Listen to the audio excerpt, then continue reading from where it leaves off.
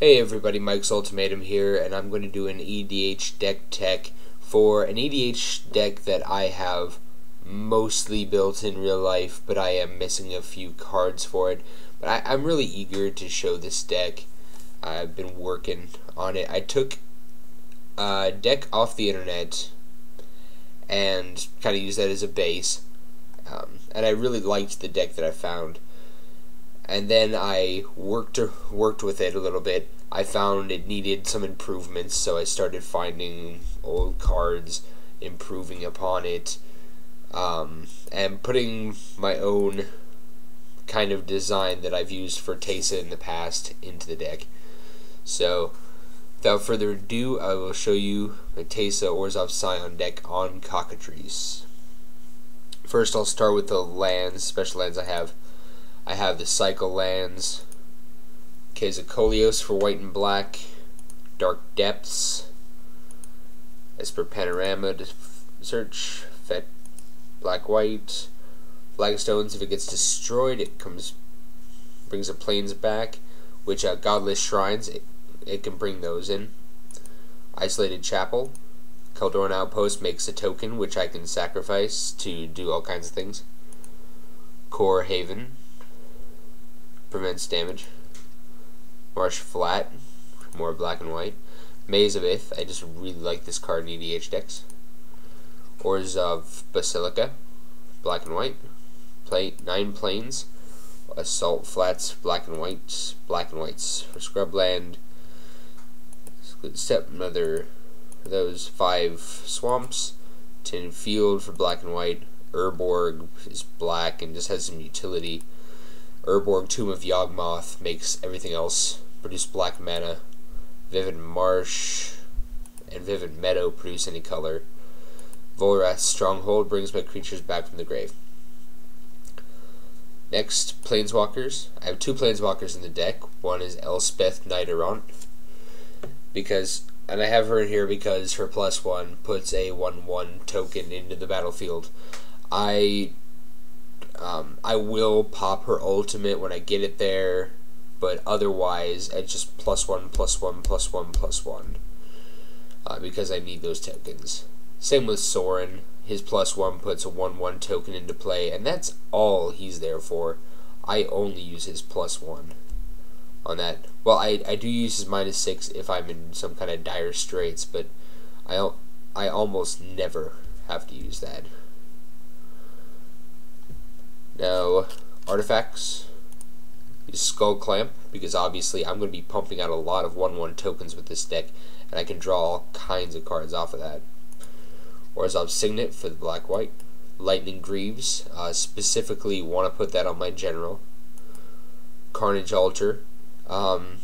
It's not the greatest card, but I can pay 3, sacrifice a creature, which, as you'll see later, my creatures can work as infinite sack outlets, and every time I pay 3 I end up drawing a card, so it's still good for this deck.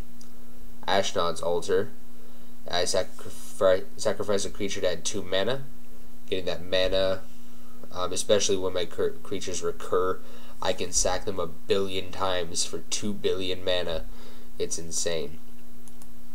And Altar of Shadows. I just really like this card. I remember getting it when Mirrodin was out, and it adds black to my mana pool during my main phase every turn, so pretty great. Angel of Despair. She's just moving on to creatures, by the way. Angel of Despair. She just is a big flying beater that destroys a permanent when she comes into play. Also, I can sack her and recur her with a lot of cards because this deck does deal with the graveyard a bit. And every time she comes into play, I can do it every turn, destroy something. Archdemon of Unks. He's a 6/6 flying trample, and every turn I sacrifice another creature, but I'm pumping out tokens every turn, so that's not a problem. He puts 2/2 zombies instead of my 1/1 tokens into play, and I have creatures in here that specifically benefit zombies, so he's a good choice. Belfry Spirit. This is in here because it produces tokens. That's about it. It comes into play. It's a 1/1 that produces 2 1/1 tokens, and then when it dies, and usually I will sacrifice it intentionally for this, it dies, it haunts a creature, say it haunts one of my tokens, I then sacrifice the token, which recurs and puts 2 more tokens into play.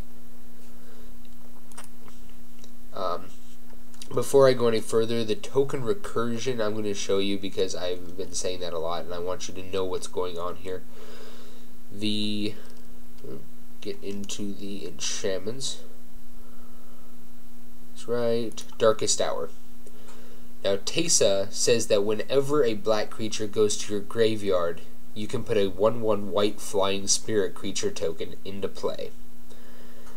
With Darkest Hour, it enchants the field. All creatures are black. They're just black. So, when a creature goes to your graveyard, it is black because this card. Creature goes to your graveyard from play, and then you put a 1/1 white spirit into play, which automatically becomes black. Then, if that creature goes to the graveyard, let's say you sacrifice it to something, it's black, so it puts a 1/1 white spirit into play, which is then black, and it goes over and over.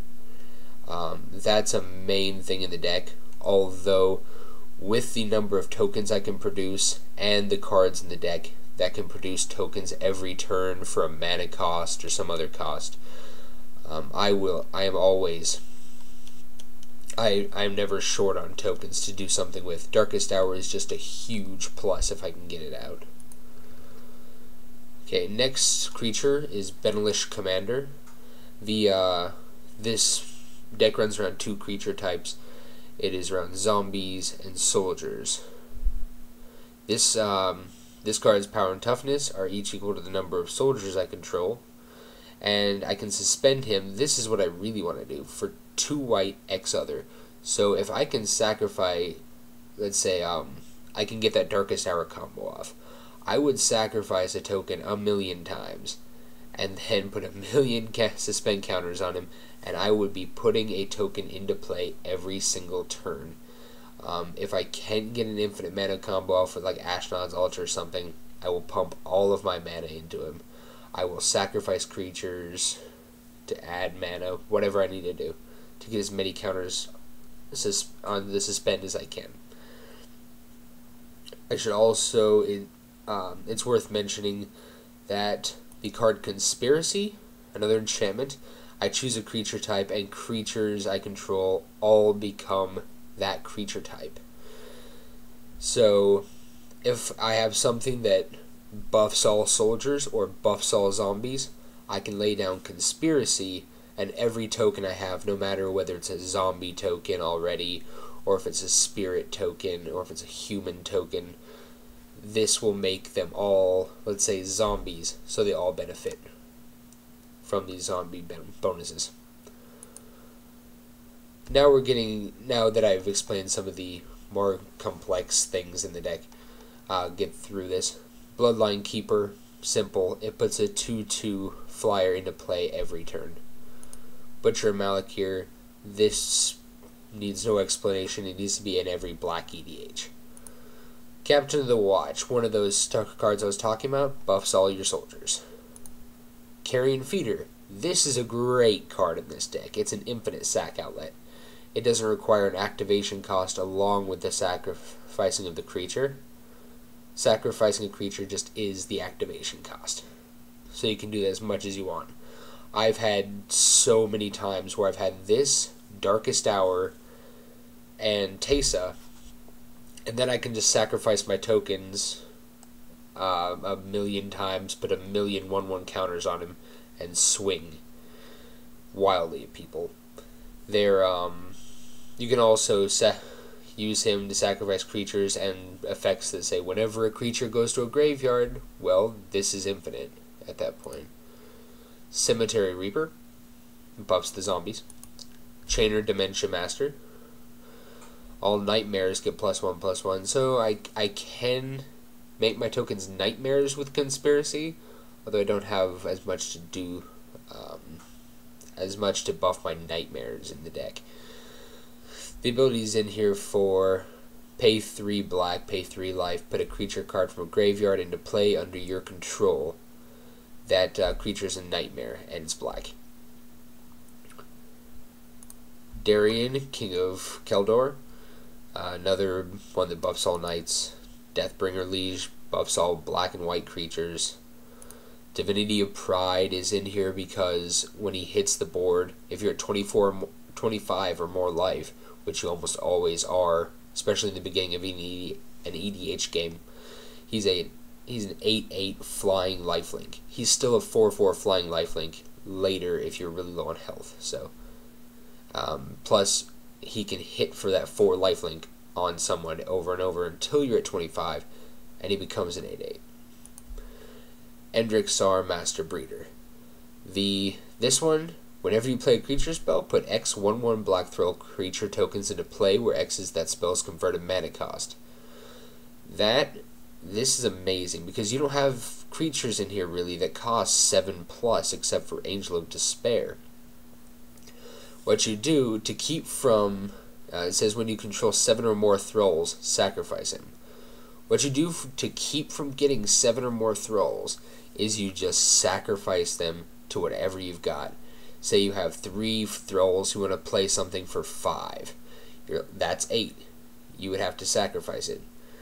So instead of doing that, you sacrifice your 3 tokens to whatever you want, whatever is going to benefit you the most. And then you can keep him. Falkenrath Noble. Here's one of our cards that whenever a creature dies, target player loses a life and you gain 1 life.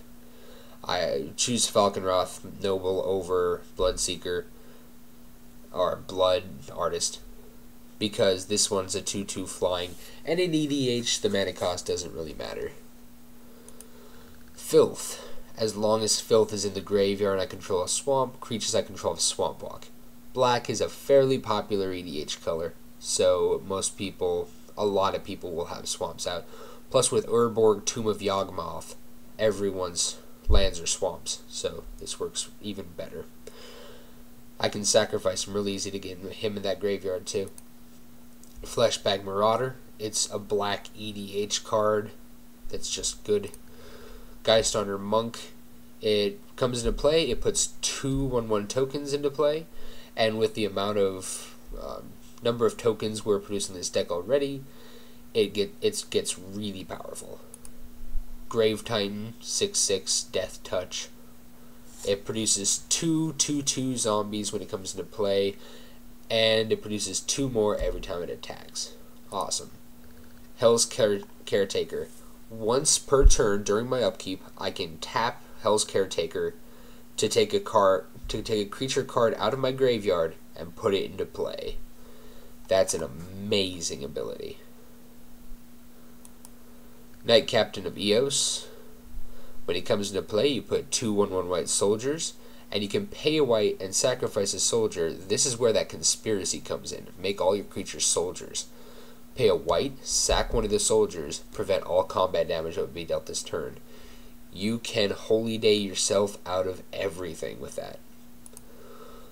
Lord of the Undead. Another just zombie buffer. Also, since conspiracy turns, if you name zombies, turns all your creatures, no matter whether they're in play or not, into zombies. You can use Lord of the Undead's ability to return any creature from your graveyard to your hand. Use that every turn. Rotlung Reanimator. Whenever it or another cleric is put into a graveyard from play, put a 2/2 black zombie creature token into play. It's a 2/2 for 3 that makes a 2/2 zombie token when it leaves play that you can sack, but what you really want to do, if you have Rotlung Reanimator and Conspiracy, especially if you have Rotlung Reanimator, Conspiracy, Darkest Hour, and a sack outlet, if you can get all those cards, which it happens more than you think because there's so many combos around your general in this deck, you can sacrifice 1 token infinitely to put infinite 2/2 black zombies into play. by naming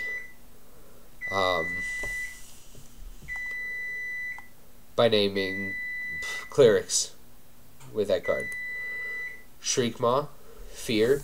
When it enters the battlefield, destroy non-artifact, non-black creature. Skeletal Vampire. When it comes into play, put 2 1/1 bad tokens into play. And you can sacrifice a bat to put 2 more into play, so you can just go crazy with those. Solitary Visionary hits your opponent. They lose an enchantment. I will be back in 2 seconds.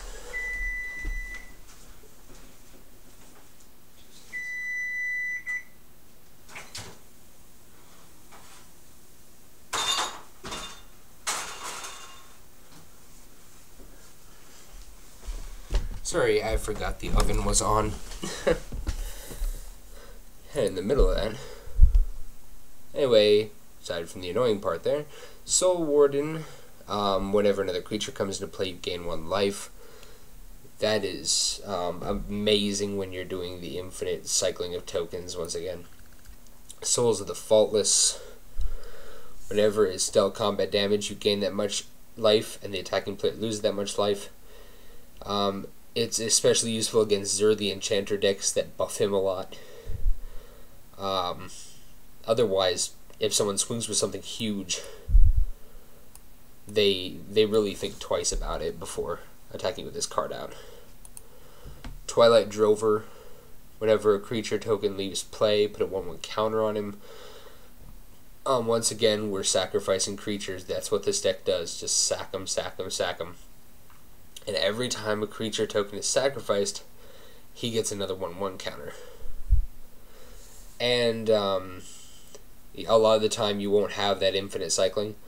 So every time it gets a 1/1 counter, you can pay 1 white, 2 other to remove the counter and put 2 spirit creature tokens with flying into play. So you sacrifice 1 creature, you pay 3, you get 2 creatures. It multiplies them really fast. Unbreathing Horde, just a card with, if you have Conspiracy out with zombies, which you'll mostly be naming zombies with Conspiracy out. Unbreathing Horde gets really huge. Next we have Undead Warchief, just another zombie buffing spell. Conspiracy, keep in mind, also makes creature cards in your hand into zombies, so they all cost less. Withered Wretch, this is just an anti-graveyard card. World Queller, at the beginning of your upkeep you may choose a card type. If you do, each player sacrifices a permanent of that type. It's just in there because it's good. In EDH anyway. Angelic Chorus, whenever a creature comes into play under your control, you gain life equal to its toughness. That's great. Just produce 2/2 tokens all day long and gain 2 life every time one comes into play. Plus your opponent's creature are... no, your opponent's creatures don't count on that. I often misread that. More enchantments, attrition, pay a black, sacrifice a creature, which you have plenty to sack, destroy target non-black creature. Conspiracy we talked about, Darkest Hour. Debtor's Knell is my absolute favorite enchantment in this deck. At the beginning of your upkeep, put a creature card in a graveyard into play under your control. That isn't just your graveyard.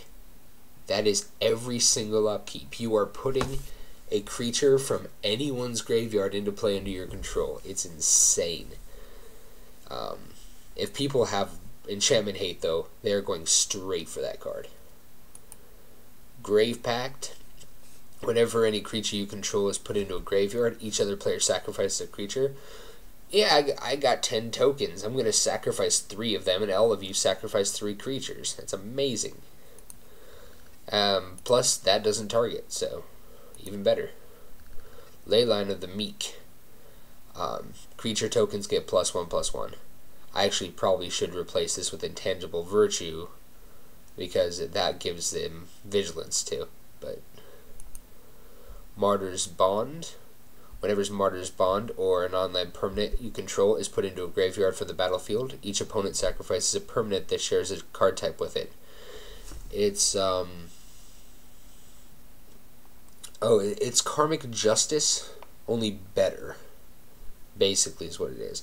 I have Karmic Justice in other decks too, so I'll put both of these in. They're just powerhouses. They make people stay away from you. They're a Rattlesnake card. Mobilization.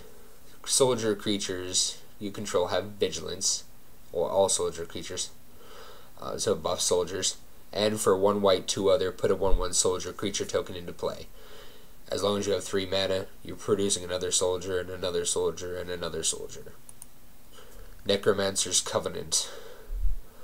When it comes into play, remove all creature cards from target player's graveyard from the game, then put a 2/2 black zombie into play for each card removed this way. Zombies you control, have lifelink. Another zombie buffing card.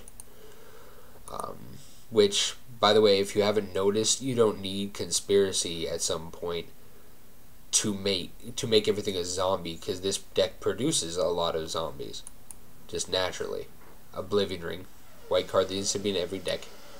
Phyrexian Arena, draws you another card every turn at the cost of a life.